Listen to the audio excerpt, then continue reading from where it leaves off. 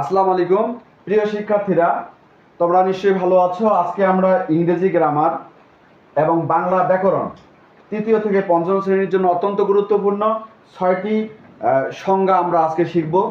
ইংরেজিতে আমরা আসি। প্রথম যে বিষয়টা হলো সেটা হলো ল্যাঙ্গুয়েজ। এর আগেও আমি আলোচনা করেছি যে ল্যাঙ্গুয়েজ কাকে বলে। মানুষ তার মনের ভাব প্রকাশের জন্য যে মাধ্যম ব্যবহার করে তাকেই ল্যাঙ্গুয়েজ বলে। অপরদিকে বাংলা ব্যাকরণে যদি আমরা আসি, ভাষা কাকে বলে, ওই একই উত্তর। মানুষ তার মনের ভাব প্রকাশের জন্য যে মাধ্যম ব্যবহার করে তাকেই ভাষা বলে। প্রিয় শিক্ষার্থীরা, এরপরে গ্রামার কাকে বলে? গ্রামার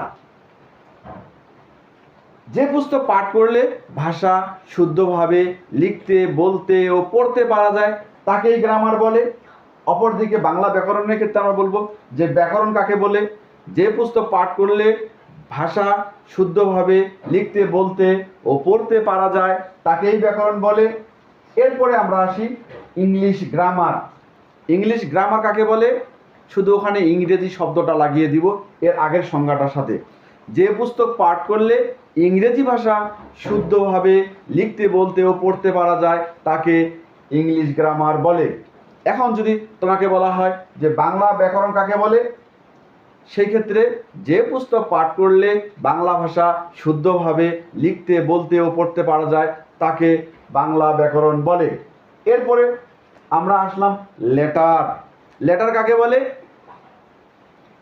মনের ভাব লিখে প্রকাশ করার জন্য আমরা যে প্রতীক বা সাংকেতিক চিহ্ন ব্যবহার করি এগুলোকেই লেটার বলে। অপরদিকে বাংলা ব্যাকরণে বর্ণ কাকে বলে?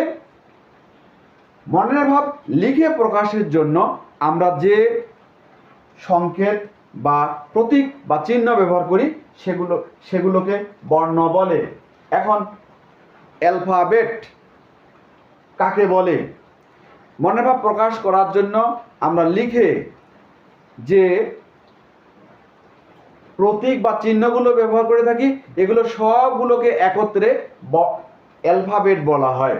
অপরদিকে বর্ণমালা কাকে বলে? মনের ভাব লিখে প্রকাশ করার জন্য আমরা যে সংকেত, চিহ্ন বা প্রতীক ব্যবহার করি এগুলো সবগুলোর সমষ্টিকে একত্রে বর্ণমালা বলে। প্রিয় শিক্ষার্থীরা, ওয়ার্ড কাকে বলে? এক বা একাধিক লেটার পাশাপাশি বসে কোনো অর্থ প্রকাশ করলে তবে তাকে ওয়ার্ড বলে। অপরদিকে শব্দ কাকে বলে? এক বা একাধিক বর্ণ পাশাপাশি বসে কোনো অর্থ প্রকাশ করলে তবে তাকে শব্দ বলে। আর শিক্ষার্থীরা, এই বিষয়গুলো আমরা আজকে জানলাম। তোমরা এগুলো প্র্যাকটিস করো। ভালো থাকো। আসসালামু আলাইকুম।